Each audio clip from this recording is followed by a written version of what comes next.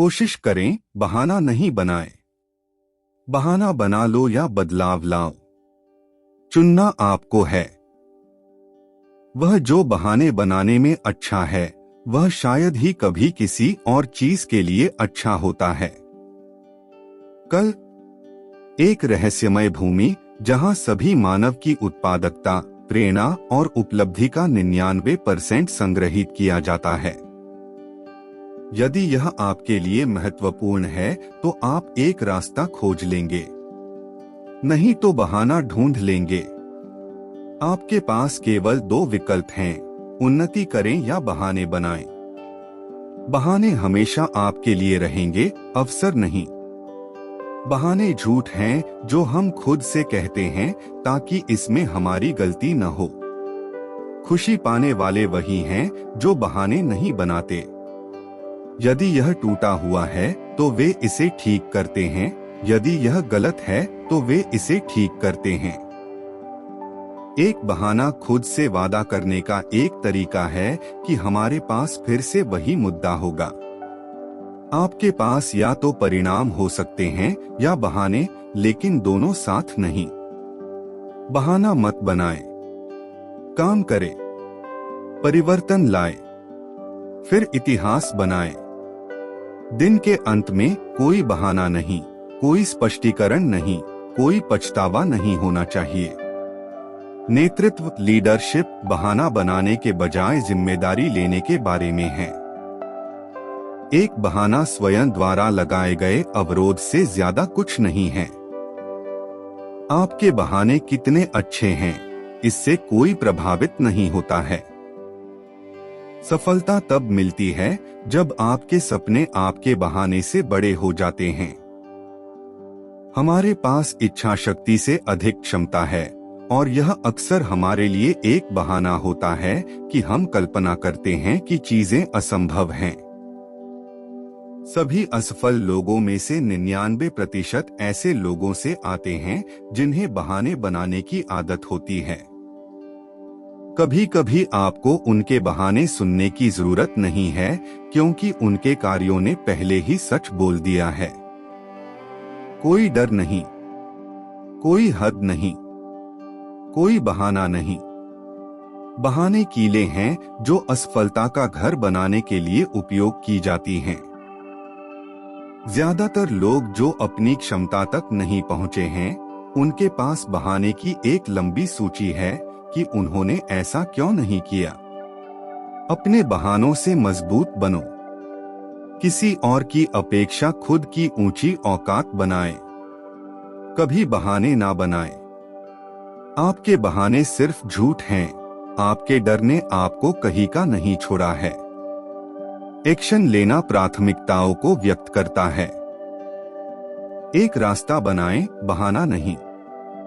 सच्चाई यह है कि जहां आप होना चाहते हैं वहां आप नहीं हैं। इसके लिए पर्याप्त प्रेरणा, मोटिवेशन होनी चाहिए। जब आप बहाने बनाने के बजाय एक्शन लेते हैं तो जीवन बेहतर हो जाता है। सुख और दुख का आना जाना सर्दी और गर्मी की ऋतु के आने जाने के समान है। यह सब इंद्रिय बोध से उत्पन्न होते हैं। मनुष्य को अविचल भाव से इन सब को सहन करना सीखना चाहिए। जो मनुष्य सुख और दुख में विचलित नहीं होता है, दोनों में संभाव रखता है, वह मनुष्य निश्चित रूप से मुक्ति के योग्य है। भौतिक शरीर का अंत अवश्यंभावी है, इसलिए हे अर्जुन युद्ध करो। आत्मा अजन्मा, नित्य, शाश्वत तथा पुरातन है। शरीर के मारे जाने पर वह मारा नहीं जाता। जिस प्रकार मनुष्य पुराने वस्त्रों को त्याग कर नए वस्त्र धारण करता है, उसी प्रकार आत्मा पुराने शरीर को त्याग कर नवीन भौतिक शरीर धारण करता है। जो विद्वान होते हैं वे न तो जीवित के लिए शोक करते हैं, न ही मृत के लिए शौक करते हैं। आत्मा को ना तो कोई शस्त्र काट सकता है, न ही अग्नि द्वारा जलाया जा सकता है, न ही जल द्वारा भिगोया जा सकता है और न ही वायु द्वारा सुखाया जा सकता है। जिसने जन्म लिया है उसकी मृत्यु निश्चित है और मृत्यु के पश्चात पुनर्जन्म भी निश्चित है, इसलिए तुम्हें अपने कर्तव्य पालन में शोक नहीं करना चाहिए। शरीर में रहने वाले का कभी भी वध नहीं किया जा सकता है, इसलिए किसी भी जीव के लिए शोक करने की आवश्यकता नहीं है। धर्म के लिए युद्ध करने से बढ़कर तुम्हारे लिए कोई कर्तव्य नहीं है। तुम्हें कर्म करने का अधिकार है, लेकिन कर्म के फलों के तुम अधिकारी नहीं हो। इसलिए कर्मफल के प्रति आसक्त हुए बिना अपना कर्म करें। जिस प्रकार पानी में तैरती नाव को प्रचंड वायु दूर बहा ले जाती है, उसी प्रकार इंद्रियों का वेग भी मनुष्य की बुद्धि को हर लेता है। न तो कर्म से विमुख होकर कोई कर्म के फल से छुटकारा पा सकता है और न ही केवल संन्यास से सिद्धि प्राप्त की जा सकती है। जो लोग ध्यान का दिखावा करते हैं जबकि वास्तव में वे मन में इंद्रिय भोग का चिंतन करते रहते हैं, वह सबसे बड़े धूर्त हैं। कर्म न करने की अपेक्षा कर्म करना श्रेष्ठ है, क्योंकि कर्म के बिना तो शरीर निर्वाह भी नहीं हो सकता। हे अर्जुन, जब भी और जहां भी धर्म का पतन होता है और अधर्म की प्रधानता होने लगती है, तब तब मैं इस धरती पर अवतार लेता हूँ। भक्तों का उद्धार करने, दुष्टों का विनाश करने और धर्म की पुनर्स्थापना के लिए मैं हर युग में अवतार लेता हूँ। जिस भी भाव से सारे लोग मेरी शरण में आते हैं, उसी के अनुरूप मैं उन्हें फल देता हूँ। जो व्यक्ति अपने कर्म फल के प्रति अनासक्त हैं और जो अपने कर्तव्य का पालन करता है, वही असली सन्यासी और योगी हैं। मनुष्य अपने मन का इस्तेमाल अपनी प्रगति में करना चाहिए, न कि अपने को नीचे गिराने में, क्योंकि मन आपका मित्र भी बन सकता है और शत्रु भी। जिसने अपने मन को जीत लिया, उसके लिए वो सर्वश्रेष्ठ मित्र बन जाएगा, लेकिन जो ऐसा नहीं कर पाया, उसके लिए मन सबसे बड़ा शत्रु बन जाएगा। हे अर्जुन, जो अधिक खाता है या बहुत कम खाता है, जो अधिक सोता है या पर्याप्त नहीं सोता है, उसके योगी बनने की कोई संभावना नहीं है। मनुष्य को अपने चंचल और अस्थिर मन को वश में रखना चाहिए। वास्तविक योगी समस्त जीवों में मुझको और मुझ में समस्त जीवों को देखता है। जो मुझे सर्वत्र देखता है और सब कुछ मुझ में देखता है, उसके लिए ना मैं कभी अदृश्य होता हूँ और ना वह मेरे लिए कभी अदृश्य होता है। हे अर्जुन, शरीर त्यागते समय मनुष्य जिस जिस भाव का स्मरण करता है, वह उस भाव को निश्चित रूप से प्राप्त होता है। यदि कोई प्रेम तथा भक्ति पूर्वक मुझे पत्र, पुष्प, फल या जल प्रदान करता है, तो मैं उसे स्वीकार करता हूँ। ज्ञान से श्रेष्ठ ध्यान है, ध्यान से भी श्रेष्ठ है कर्म फलों का परित्याग। जो सुख दुख में, भय तथा चिंता में संभाव रहता है, वह मुझे अत्यंत प्रिय है। हे अर्जुन, निर्भयता, आत्मशुद्धि, आध्यात्मिक ज्ञान का अनुशीलन, दान, आत्मसंयम, यज्ञ परायणता, वेदाध्ययन, तपस्या, सरलता, अहिंसा, सत्य, क्रोध विहीनता, त्याग, शांति, समस्त जीवों पर दया, लोभ विहीनता, संकल्प, तेज, क्षमा, पवित्रता, ईर्ष्या तथा सम्मान की अभिलाषा से मुक्ति, यह सारे दिव्य गुण हैं जो देवतुल्य पुरुषों में पाए जाते हैं।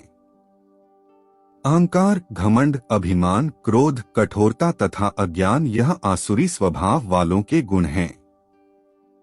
नरक के 3 द्वार हैं काम, क्रोध और लोभ। प्रत्येक बुद्धिमान व्यक्ति को भी त्याग देना चाहिए, क्योंकि इनसे आत्मा का पतन होता है। मनुष्य को सात्विक भोजन करना चाहिए, यह आयु बढ़ाने वाला, जीवन को शुद्ध करने वाला तथा बल, स्वास्थ्य, सुख तथा तृप्ति प्रदान करने वाला होता है। समस्त प्रकार के धर्म का परित्याग करो और मेरी शरण में चले आओ। मैं तुम्हें सभी पापों से मुक्त कर दूंगा। डरो मत। मनुष्य को परिणाम की चिंता किए बगैर निस्वार्थ और निष्पक्ष होकर अपने कर्तव्यों का पालन करना चाहिए। अपने जीवन की चुनौतियों से भागना नहीं चाहिए, नहीं भाग्य को दोष देना चाहिए। अपने आप को भगवान के प्रति समर्पित कर दो, यही सबसे बड़ा सहारा है। इंसान अपने जन्म से नहीं, अपने कर्म से महान बनता है।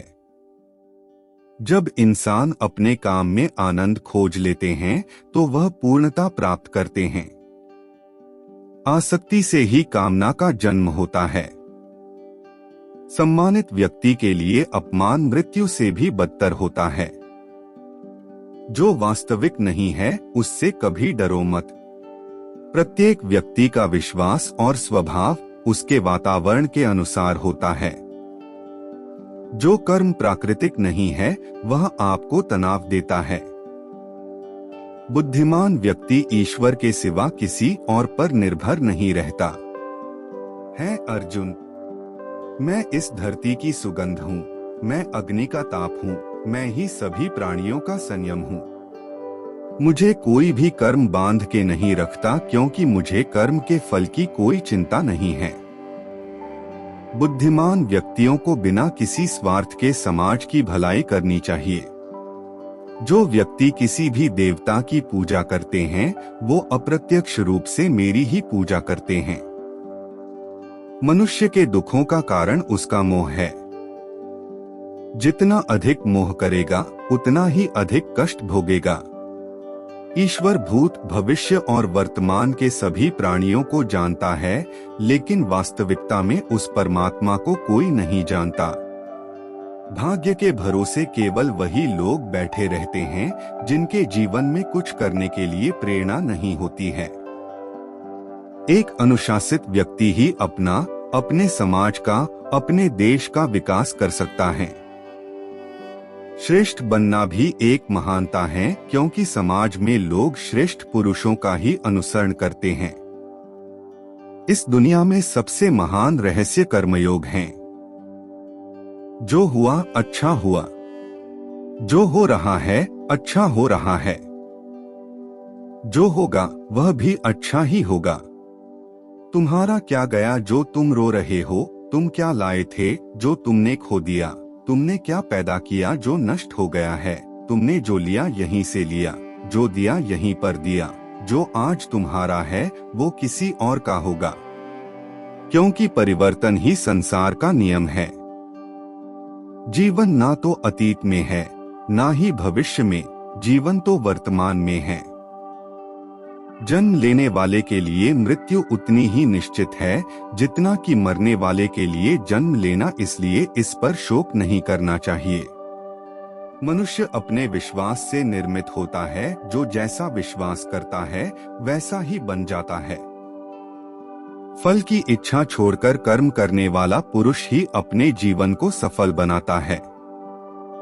तेरा मेरा, छोटा बड़ा, अपना पराया, ये सब अपने मन से मिटा दो, फिर सब तुम्हारा है और तुम सबके हो।